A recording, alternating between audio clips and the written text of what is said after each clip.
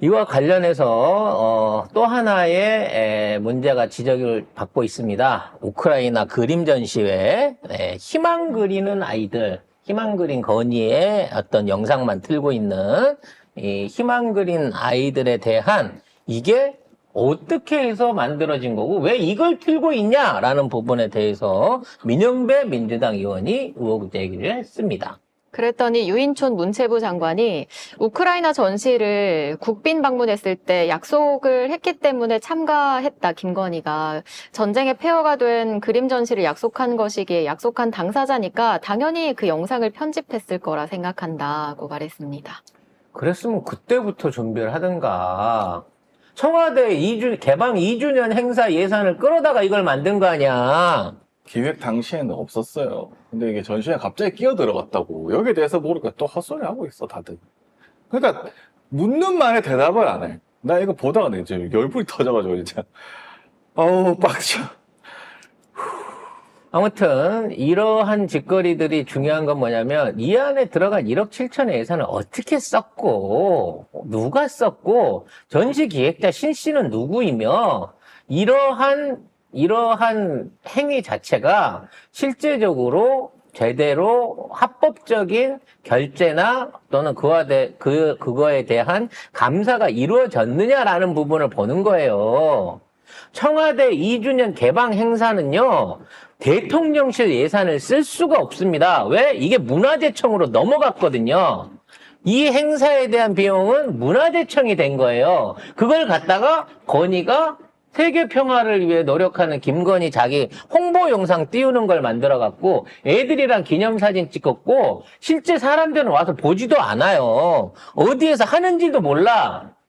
근데 이걸 갖다가 정상적인 집행이다라고 문체부 장관이 말을 하는 거죠. 참. 그리고 또, 이게 좀 어처구니 없는 일인데. 이 기사를 한번 보시죠. 네, 정부 비판적인 방송사에 대한 정부 광고가 줄었다는 지적도 제기됐는데요. 그 민영배 의원실이 공개한 방송사별 정보 광고 수입 현황에 따르면 윤석열 정부 들어서 SBS, EBS, KBS는 광고가 증가한 반면 MBC는 감소했거든요. 그리고 종편 중에서는 TV조선이 큰 폭으로 늘어났는데 이걸 이제 양문석 의원이 지적했습니다. 문체부가 43억 원 중 무려 10억 원을 TV조선에 줬다라고 했더니 유인촌 장관이 아마 TV조선에 더 갔으면 트로트 때문에 그럴 거라고 답을 했습니다. 웃긴 게 뭔지 알아요? 트로트 때문에 그럴 것이라고 하니까 양문석 의원이 아니 청년정책 공모전 이걸 트로트에 붙이냐고. 그러니까 이게 결국 그거예요. 트로트를 좋아하는 청년이 많은가 보지. 결국에 이게 언론재단에서 광고를 나눠줍니다. 광고를 나눠주는데 그 근거가 시청률이 돼야 돼요. 근데 여기에 나온 모든 사람들이 나는 모른대. 우리가 어떻게 할 수가 없대. 그냥 트로트 때문에 늘었겠지. 이런 식이야. 그러니까 양문석이 너무 화가 나가지고 막 소리를 질러요. 진짜 보면은 좀 시원해. 호통치는 모습이 너무 시원하게 해. 호통에서 끝나면 안 돼요. 이렇게 지급된 예산 근거가 있는지 이거 알아봐야 돼. 100% 감사해야 되고요. 뭐 지금까지 준 거는 못한다, 떼먹겠다고 치면 나중에 환수를 하더라도 앞으로 그런 식으로 들어가는 예산에 대해서는 100% 삭감하거나 여기에 대해서 사전 감사를 하겠다고 오늘 서울의 소리에 나와가지고 얘기를 하시더라고. 방송에 나와가지고. 거기다가 언론재단 이사장한테 신뢰도 문제 있잖아요. 그때 로이터 그거였나요? 로이터 저널리즘 연구소 디지털 뉴스 리포트 그게 왜 조선일보가 신뢰도가 낮고 MBC가 신뢰도가 높고 뭐 이런 거 있었는데 그거 출판 안 했잖아. 그거 매년 한글로 발간을 했는데 이번에만 안 했다. 그거 조선일보 때문에 하니까 아니래 또. 그럼 당연히 아니라고 하겠지. 왜 그래? 그래서 이것들은 진짜 이 방만하게 쓰고 있는 예산들을 전부 다 옥죄가지고 안 줘버려야 돼요. 이런 식으로 쓰면. 그래서 네. 조선일보 출신이다라고 이제 누구야? 양 의원이 그렇게 얘기를 했거든요. 그리고 조선일보스럽다 이런 식으로 양문석이 얘기했어요. 그러니까 신동욱 의원이 의사 진행 발언권을 얻어가지고 홍보를 하지 말라 하면서 많은 언론인 분들이 와 계시는데 특정 언론을 비하하는 표현을 쓰는 것은 아니라고 생각한다. 아니, 조선일보스러우면 비하야? 내 말이 자기 TV 조선에서 안 오고 그러니까 스스로 조선일보스럽다. 아니고 사람이 말이 심하지 않소? 뭐 이런 건가? 뭐 그렇게 얘기를 했어요. 그래서 신동욱이 제목이 그거예요. 조선일보 비하 말라고. 양문석이 조선일보스럽다고 얘기하니까 누가 뭐라고 그래서 양문석이 또 뭐라고 했냐면 아니 국힘의원들도 정부분들 전부 다 MBC 그렇게 비하했는데 그 수백 개 비하 중에 달랑 양문석 하나가 조선일보스럽다 이거 한마디 때문에 그게 듣기 싫으면은 균형을 맞추자. 내가 한 수백 개 할 동안 참아주셨다가 MBC하고 조선일보 균형 맞춰줄 때까지 내가 안 하겠다고. 속이 다 시원하더라 진짜. 와. 왜 이런 의원들이나 이러한 어떤 그 의원의 활동이 지금까지 없었냐는 거지. 진짜 21대 일하는 민주당 의원은 10명도 없었다라고 하는 그 문하나의 지적이 맞는 거예요. 없었어. 어? 아예 없었어. 지금 활약하고 있는 뭐 노정면이라든지 뭐 지금 새롭게 활약하고 있는 분들, 기존에 계신 의원들도 있지만 대부분 이번에 초선 재선 의원들이에요. 이모경 의원도 거기 관련해가지고 맞아요. 도대체 어떻게 하시려고 그런 식으로 운영을 하냐? 지금 스포츠 관련해서도 얘기하고 특히 이거 건국전쟁 관람해갖고 볼 때는 이거. 진짜. 건국전쟁 관람하고 그거에 대해서는 좋은데 나머지 좌파는 예술이 아닌 선동이래. 보거나 얘기하냐고 볼 필요도 없대. 그렇게 만든 영화들은 그냥 아예 볼 필요도 없이 선동이고 예술이 아닌 선동이라는 거예요. 이 미친 발언 한번 들어보겠습니다. 네, 저런 영화는 영화라고 보면 안 된다면서 제가 평생 예술가로 살아왔는데 목적을 가진 예술 작품은 예술로서 값어치가 없어서 선동이거나 대부분 사람들이 인정하지 않는다. 그럼 시트콤이 예술이야? 걔나 그러니까, 선하다 예술가래. 관찰 예능이 네가 예술이냐고. 뭔 예술이야? 네가 무슨 예술가래? 네가 무슨 예술가야? 그 김승수 국민의힘 의원이 말한 영화들 보면 노무현입니다. 천안함 프로젝트, 그대가 조국, 문재인입니다. 다이빙벨, 소성리 뭐 요런 영화거든요. 이거를 일단 그 사람 김승수 국힘의원이 좌편향적 소재를 가진 영화인데 영화제 상영되거나 이거 지원받았다 라고 한 거예요. 좌편향은 누가 정하죠? 이걸 누가 정하죠? 저는 보지도 않고 좌편향이래. 아이, 음. 딱 보면 알아. 그래서 유인촌이 이름만 들면 알아. 이거 아니야. 저런 영화는 영화라고 보면 안 된다. 목적을 가지는 것은 값어치가 없고 선동이다라고 하니까 그럼 나 혼자 산 데가 영화야? 예술이야? 자, 강유정 의원이 영화가 아니라 좌편향이라는 표현을 썼다라고 비판을 했고 그 다음에 그 보충 질의하고 할 때 해당 영화 봤냐 유인촌한테 하니까 못 봤다. 보나 마나다. 목적을 갖고 찍는 영화는 예술로 보기 어렵다. 라고 하니까 강유정 의원이 영화를 보지도 않고 가이드라인 내려서 예술이 아니라고 평가를 했다. 어떻게 보지도 않고 평가를 하냐? 라고 얘기를 했습니다. 그래 놓고 그 유인촌 장관은 이승만 미화하는 그 건국전쟁 영화 관람하러 갔어요. 가서 그 무슨 영상도 찍었대. 뭐 말했대. 뭐 건국전쟁이 어쨌든 우리 대한민국에는 자유민주주의 국가가 탄생하는데 큰 역할을 하신 이승만 대통령의 삶과 인생과 국가가 만들어질 그 역사적 현실을 제대로 볼 수 있는 영화라고 생각되기 때문에 많은 분들이 꼭 와서 봐주셨으면 좋겠다라고 말했답니다. 그렇게 사람 많이 죽인 게 그렇게 좋아? 자, 아무튼 이런 식으로 관료들이나 또 현재 행정부가 돌아가고 있는 꼴들이 개판 5분 전으로 가고 있습니다.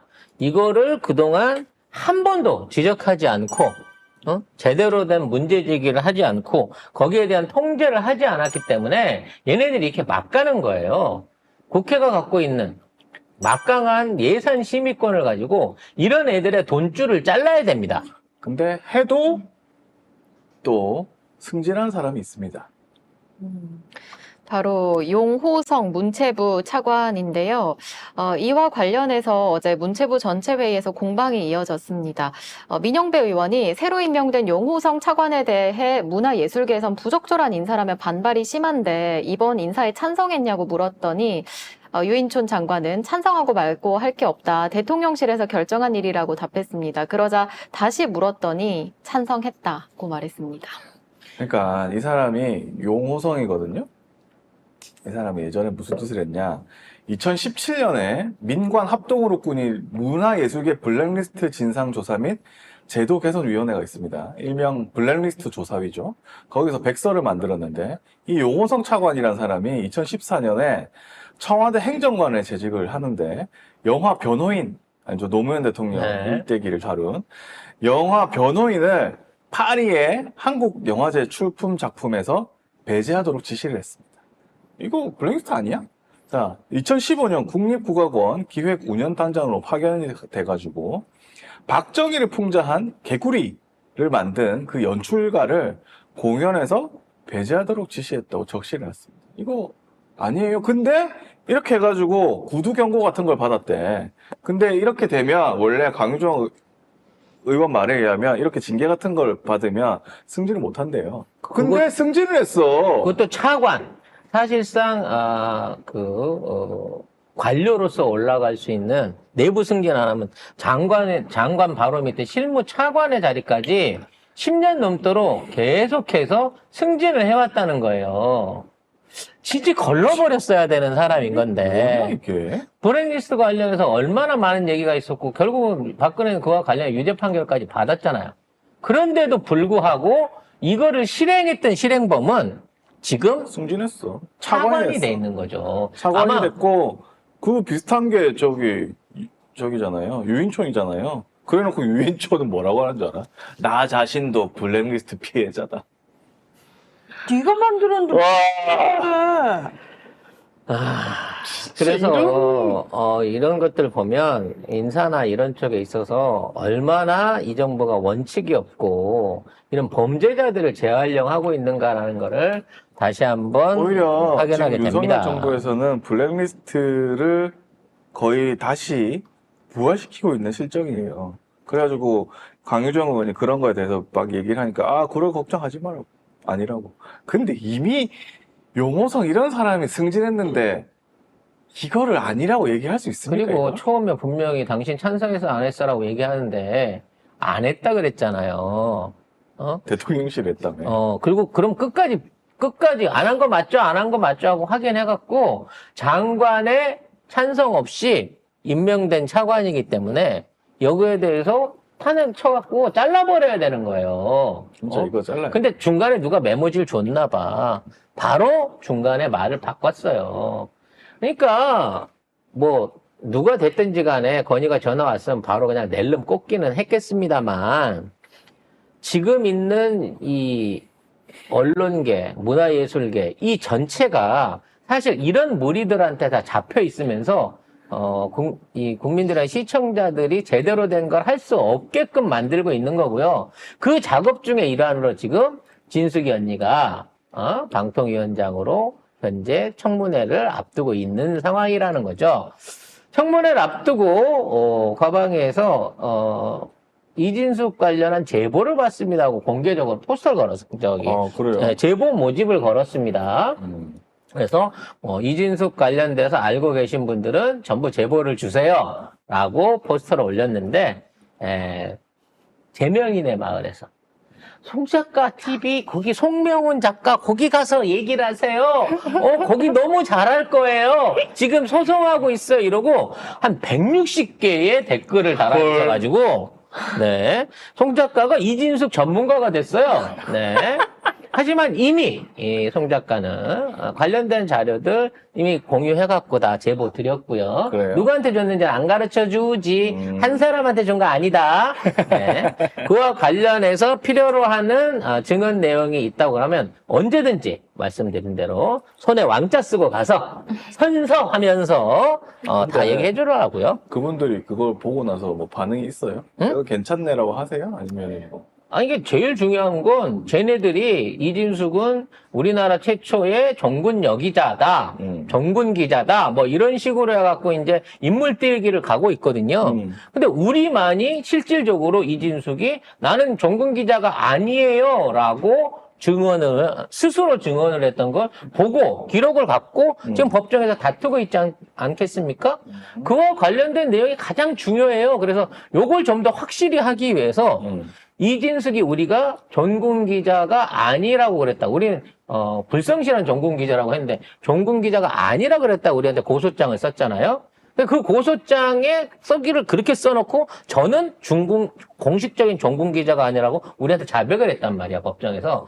그래서 변호사하고 법리 검토를 거쳐서 무고죄로 역고를 하려고 지금 준비를 하고 있습니다. 와. 1심이 끝나면. 왜냐면 쥐가 전군 기자가 아니면서 전군 기자 아니라고 했다 우리를 고발을 했는데 지가 법정 안에서 나는 전군 기자가 아니에요. 공식적인 전군 기자가 아니에요라고 자백을 했기 때문에 이 부분에 대해서 무고가 성립할 수 있다는 법적인 어떤 그 검토를 받았습니다. 오. 되든 안 되든 1심 판결 19일 날 있을 예정인데 아마도 미룰 것 같아요.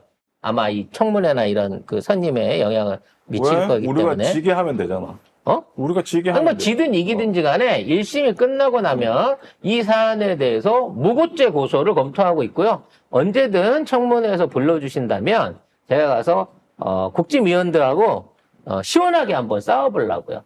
그래서 이 새끼들 이게 여기서 이렇게 방송 나가면 쪽팔려서 어떡해? 라고 얘기를 한 다음에 제가요? 잘못 들으신 것 같은데요? 라고 멘트를 쳐볼 계획을 잡고 있습니다.